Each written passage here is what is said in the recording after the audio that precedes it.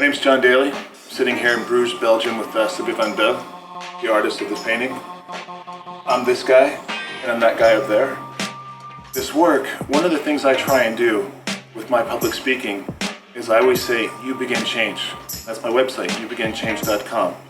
Is that I always tell people that if you want something different, it has to start with you. Don't wait for somebody else to make the difference. And from hearing me say that so many times, Seppe jumped on the bandwagon. He was upset at seeing that so many people within his generation were forgetting about the Holocaust. It was not as important to them as it should have been.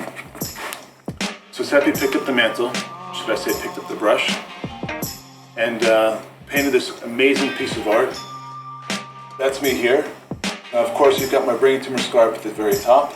The area for music in my brain was removed in 2009 in Ichilov Hospital in Tel Aviv. When they took that out, that effectively meant I could no longer do music. I did not know how to play the saxophone. After I did chemotherapy in 2019, I came to Belgium, and friends here looked after me and helped take care of me to get me back in shape. Chemotherapy's rough.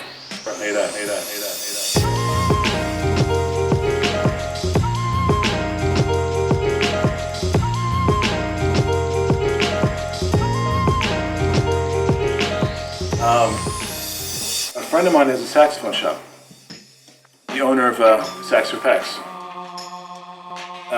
And I picked up the saxophone, and when I picked it up with the Nazi, it had a swastika on it. I picked it up and just shouted into the bell end right here. We won. We thought that was amazing, because basically we're still here. The Jews are still here. The Nazis did manage to kill us. And one night, and just joking and talking, like, all right, John, you're going to be the one that plays the saxophone, because he was looking for someone to actually play it. So I took lessons. Now, mind you, I have no idea how to play music at all. I have no musical experience whatsoever. So I had to invent a method to play. And my saxophone teacher thought I was insane. And Seppe worked in the same building that I was doing this at. And 3 to 6 hours a day, 6 days a week, I was on that horn, or on a horn, practicing. And I was told one time, why don't you take a break? I said, I've got too many standing behind me watching what I'm doing. There are 6 million standing behind me saying this needs to be done, because I really believed in this project. So what I did was I kept practicing on the saxophone, and the song was Embraceable You, which is a jazz song, written by George Gershwin. Jewish.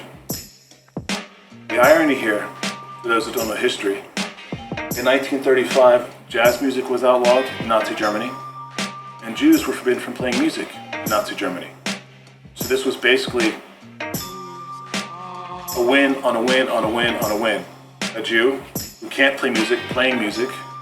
It was decided that I would play a song by Gershwin. The song was Embraceable You, which is an easy song to learn.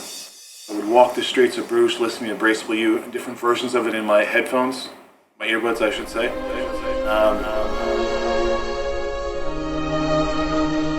Dozens of girls would storm up. I had to lock my door. Somehow I couldn't warm up to one before. What was it that controlled me? What kept my love life free? My intuition told me you'd come on. George also died of a brain tumor when he was 38. So kind of all these things tie in together, one to the other. And Seppe was taking these pieces himself and saying, okay, this needs to be done. Playing the saxophone, I played this Embraceable You on the roof of the Belgian Holocaust Museum together with an Arab. Because that shows Dukiyum, it shows the ability for peoples that supposedly hate each other to live together.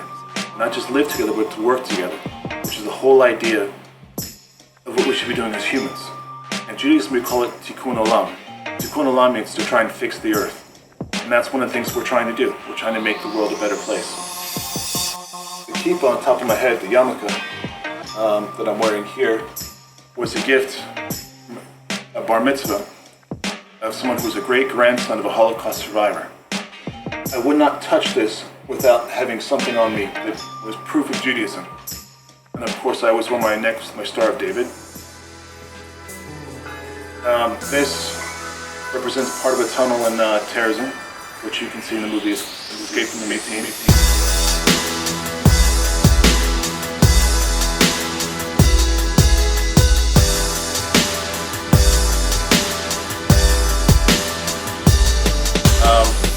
This I walked through with someone who used to be a former neo-Nazi, and the two of us walked through this tunnel.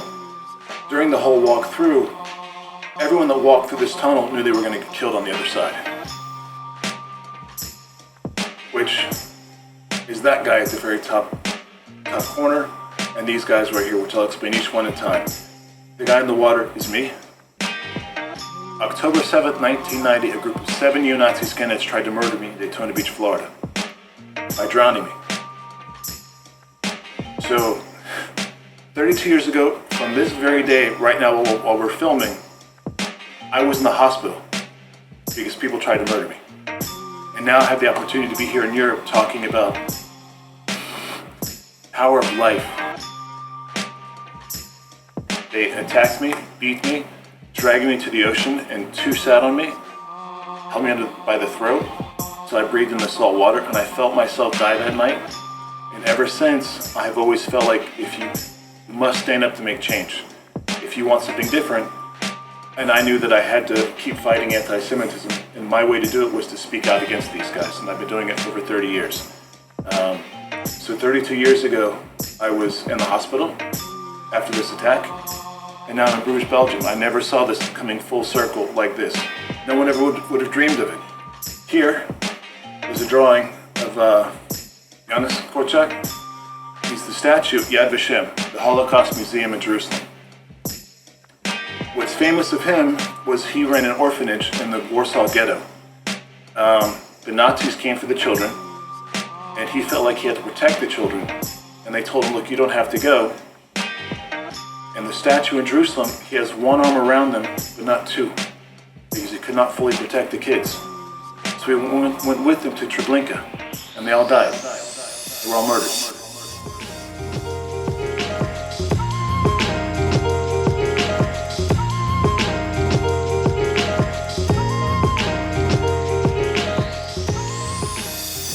The bottom isn't finished because our work isn't finished of trying to help save and do things, of changing the world. And I think that is the most powerful aspect of this entire painting, is that right there. Each one of these streak marks is a soul rising up, representing some of the 6 million that were murdered by the Nazis. And the whole point of this painting that Seppe Vanbelle did was to let the world know, you want something different? You have to pick it up and get started and running with it. This was presented here at the Locker Vintage, a store in Bruges, Belgium. I was not allowed to see this painting. I kept hearing about it, of course, because Seppe would text me. And would just tell me what he was working on, and I was amazed and astounded and flattered that he was doing it in the first place. There are a few things in it that mean a great deal to me, like this watch. This watch was a gift from a friend who passed away from before he died, brain cancer. And the fact that it's in the painting means that that friend, Rob Arnold, will live on forever. And that means a great deal to me. The fact that someone who was, and now isn't, was a part of this whole process. And there's a number of people that were involved, and just in saving my life and being a part of my life around the world.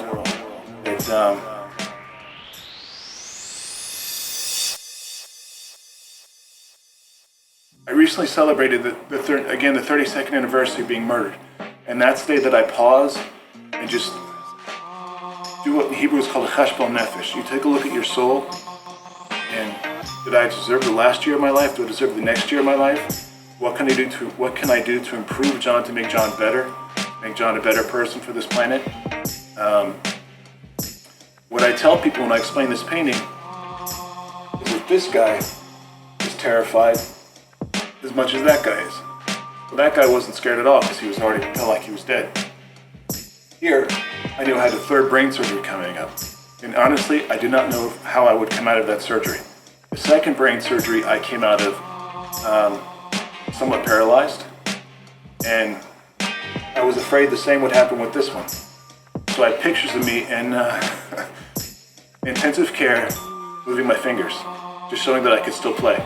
And I had that video sent to Carroll here in Bruges, the owner of Adolphe Saxon Company, Sax4Pax, to let him know that, man, we can still do this. We can still keep working and fighting and changing. So I played one song, one time, in one place. That was it. It was not to become a musician. Matter of fact, I was approached by a musician this evening, someone who does jazz drumming, said, if you ever need someone to play with you, just let me know. I saw the painting, I was inspired. If you ever want someone to play with you, let me know. Like, dude, I don't play. It was a thing to inspire people.